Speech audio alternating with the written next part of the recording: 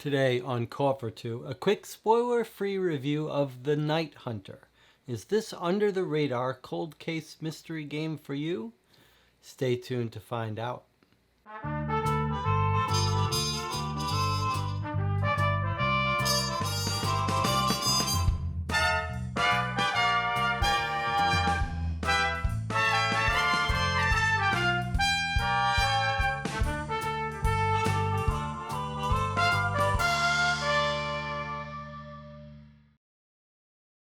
Some preliminaries first.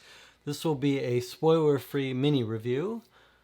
I purchased all of the games on this channel myself. I have no relationship with the company or the author.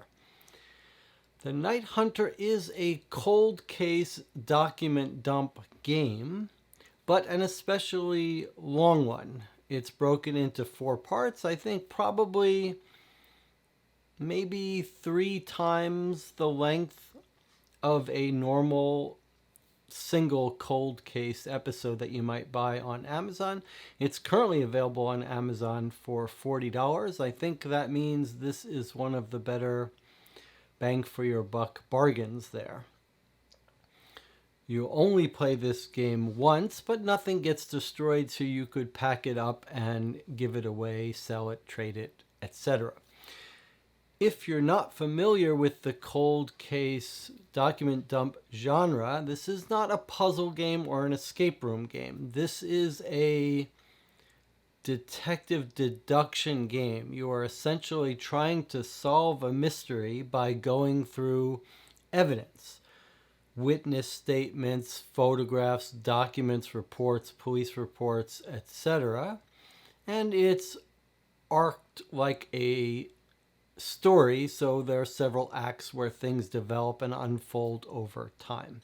We're going to open up and take a quick look at it next. All right, let's open it up and just take a very quick look. I'm going to not show you anything you wouldn't see right from your first minute with the game. So the box is sort of layered in these chapters. In the beginning, you'll get a sort of welcome, and then each chapter has its own little envelopes that come out over time. We're just going to very quickly look at this stuff. Let me just show you this sort of introductory guide that you get that might be useful during your play to give you some idea of the focus of this game. So you've got some information on wildlife and bite marks, some information on chemicals, poison, symbols, fingerprinting, etc. And then when you open the game, you've got your first case file here about this cold case, a welcome introduction, notes about the website, more background information about your case, just this little sample of the kinds of different documents you get, police reports, etc., newspaper, photographs,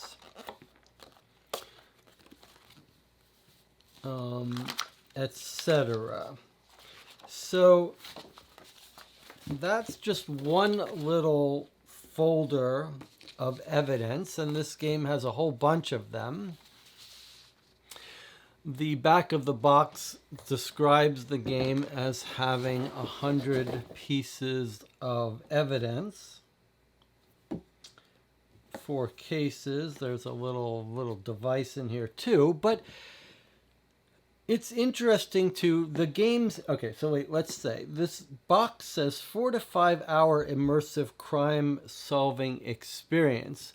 So I think this took us maybe closer to 15 hours to play on YouTube. There's a full playthrough of the game full of spoilers and discussion on YouTube that you can watch after you play it yourself, but that's about right. It normally takes us about 3 times as long as it would take you.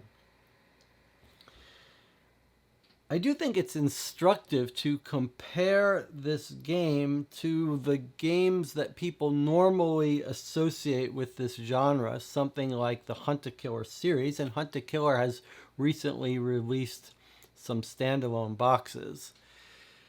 The difference between this and the Hunt-A-Killer boxes is sort of night and day, all in favor of this. The Hunt the Killers tend to lean on sort of props and gimmicks. This is very much more focused to providing you with a good, solid narrative experience here. This is a very atmospheric, immersive game that takes its time and has a story that unfolds. It's a little bit adult, but not too bad. I think the game says 14 and up. That's probably about right. There's tons of evidence in this box of a wide variety, but an emphasis not on gimmicks, but on giving you real stuff to read through and look through. Lots of varied evidence and varied sort of deduction required. There's actually quite a few spatial reasoning. I won't call them puzzles here, and in some sense they're sort of adjacent to puzzles, but they're much more satisfying. They're not abstract puzzles. They're figuring out parts of the mystery here. It's got a very good story, and most importantly for me, a very good villain. In fact, maybe the best villain I've seen in these kinds of games. There's minimal use of the internet. It could be a little... I think one of the weaknesses of the game is the internet. I'll come back to that a little bit. But some of these games say you're going to need the internet to check Facebook pages. You'll need a Facebook account, Twitter account. This is not like that. You might do a tiny bit of searching on the internet if you want to, but mainly you'll just use the internet to check your solutions and get hints. There is a hint system on the internet. It's not the greatest. It could use some real improvement in terms of giving you sort of fine-grained nudges. And the internet website for the page is also leaks information about questions. So you have to be careful using the web page. I would do that sort of last. And the rules are also not very clear about the fact that sometimes there's extra information on the internet. So before you try to solve a case, you should check the internet to see if there's extra information for the current chapter's story before you continue.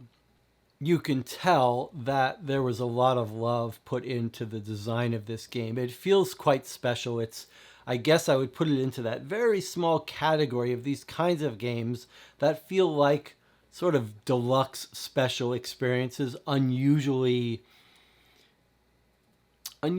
set up to provide a real experience over the course of these 4 chapters. And there are some clever new things being done here, and you will have some real aha moments. It's not all uniformly great. There are some weak areas here and there, but I think if you're got a small group that's really willing to suspend disbelief and go into this world, I think you will find it a very rich experience. These longer games are special. They do feel qualitatively different than playing 3 small cases. You really do get involved in this world, and you can tell there's some aspects of this game where you can tell the authors have really put in work to create an experience for you and hide stuff in a way that rewards deep thinking, and that feels very satisfying.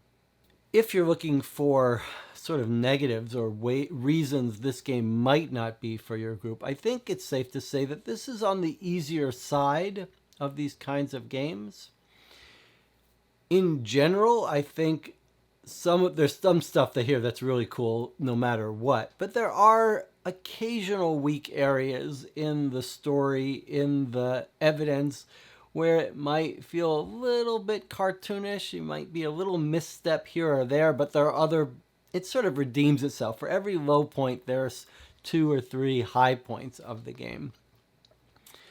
And I've already pointed out that I do think the website is one of the weaker areas of the game, but you will not need to use it often.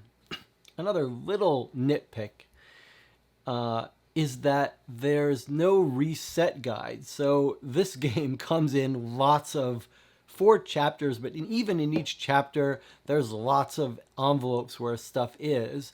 And this game needs a reset guide, something that you'll find in a game in the Deadbolt Mystery Society games, where it needs a list of how to reset the game, what to put back in what envelopes so that you can pass it along. Okay, final thoughts. I highly recommend this game. Currently, it's on Amazon for $40. I do think that's a good buy compared to the other games out there. But if you're looking for a sort of deluxe experience, if you already know you like this genre and you care about narrative and story and being drawn in, sucked in, and caring about the people, and really just getting fully engrossed in your job as a cold case investigator, I think this is one of the better ones, especially if you're looking for something that's not on the harder difficulty level. So if you care about story and atmosphere, if you want a sort of deluxe, longer experience, then you've got a couple people that will join you for those multiple sessions looking for sort of medium difficulty. Or if you're playing it solo, it's a high difficulty game, then I think The Night Hunter is the game for you. You can check out our 11 hours of playthrough on YouTube after you play it, see how you compare, see where you got stuck and we didn't, or we got stuck and you didn't. I'd love to hear your thoughts, and I'll see you on the next video.